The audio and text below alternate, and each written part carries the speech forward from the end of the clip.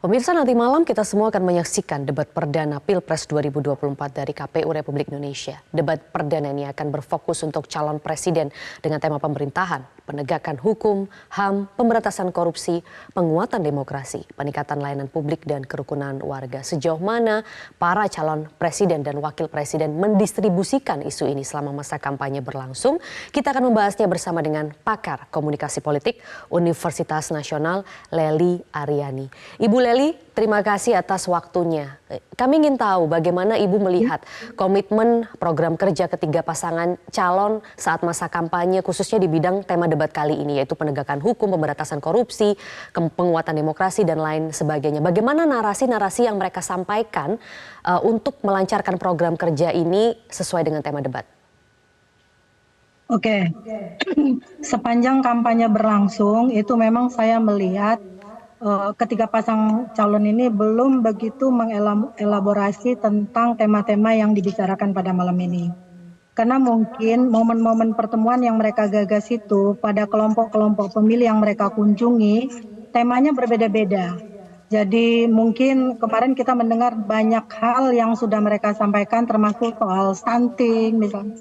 Tapi perdebatan isu tentang korupsi, hak asasi manusia, pemerintahan yang demokratis, penegakan hukum, termasuk bagaimana toleransi yang bisa dilakukan ketika mereka nanti memimpin, itu memang belum terelaborasi. Karena itu mungkin momen debat nanti malam ini adalah ajang bagi mereka untuk menampilkan semua ide, gagasan, dan program yang akan mereka lakukan berkaitan dengan tema yang sudah mereka paparkan nantinya.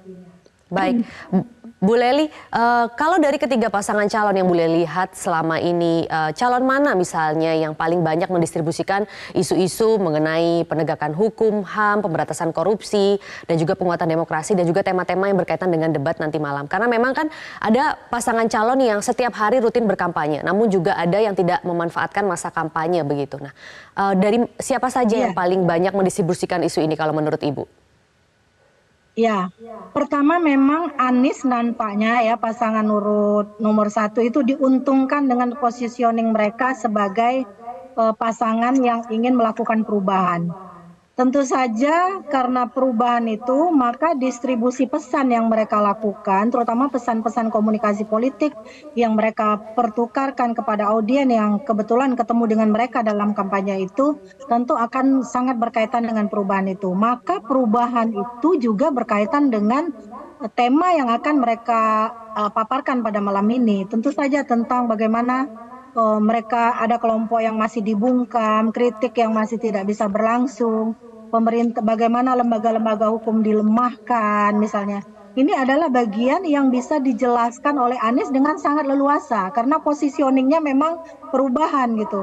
Berbeda dengan Mahfud misalnya, ketika Mahfud menyampaikan itu ketika Mahfud menyatakan itu, Amin juga ketika menyatakan itu, mereka bisa mendulang balik pernyataan-pernyataan, Anda kan masih dalam koalisinya Pak Jokowi yang pemerintahan pada saat ini tengah berlangsung. Sehingga dinamika yang Anda sampaikan itu tidak tepat misalnya begitu. Sehingga kemudian mereka menggeser temanya seolah-olah oke, memang kita akan melakukan sesuatu yang bersifat melanjutkan. Tapi kalau tidak ada yang tidak baik dari apa yang akan kita lanjutkan, itulah yang akan kita lakukan perbaikan. Jadi mereka enggan mengatakan perubahan tapi perbaikan.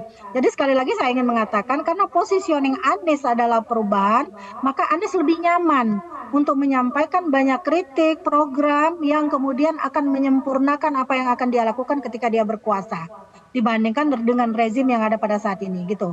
Baik, jadi distribusi pesannya lebih banyak terlihat di pasangan calon nomor urut 1 yaitu Anies Muhaimin ya kalau menurut Ibu Lely. Iya, karena positioningnya tadi ya. Betul, karena positioning ya, karena ada tema perubahan itu tadi. Nah, bagaimana penilaian Ibu dengan pasangan calon yang memang tidak banyak menggunakan waktu kampanye mereka terhadap pesan-pesan atau distribusi pesan yang ini mereka sampaikan, program-program kerja mereka yang ingin sampaikan ke publik? Apakah memang itu ketika mereka tidak banyak menggunakan waktu kampanye, apakah memang distribusi program kerja mereka itu juga berbanding lurus, tidak banyak diketahui oleh publik?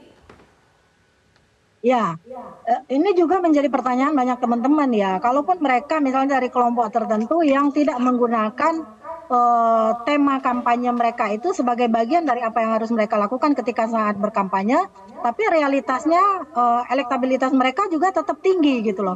Iya, Mungkin asumsi yang melekat pada diri mereka bahwa tanpa harus menjelaskan program sudah orang sudah tahu program kita ini melanjutkan gitu loh. Sehingga pesan yang ingin mereka sampaikan kepada audiens, kelompok-kelompok partisan mereka sendiri, dan juga calon pemilih lainnya seolah-olah mereka abaikan. Padahal sejatinya menurut saya apapun program mereka, mau mereka berada dalam positioning melanjutkan, menyempurnakan, memperbaiki, mereka harus lebih luas mengelaborasi pesan-pesan itu ketika berkampanye.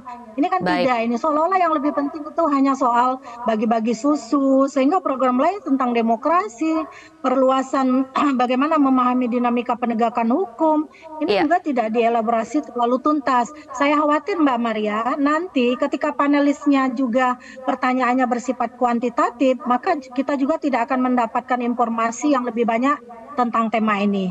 Kenapa? Baik. Ketika pertanyaan nomor 1 selesai, mereka oke, terima kasih, Oke. saya lanjutkan dengan jawaban pertanyaan nomor 2. Padahal menurut saya ini jauh lebih penting. Para Oke. panelis nantinya kita harapkan mampu menggali semua informasi itu dari Baik. mereka yang bertarung malam ini.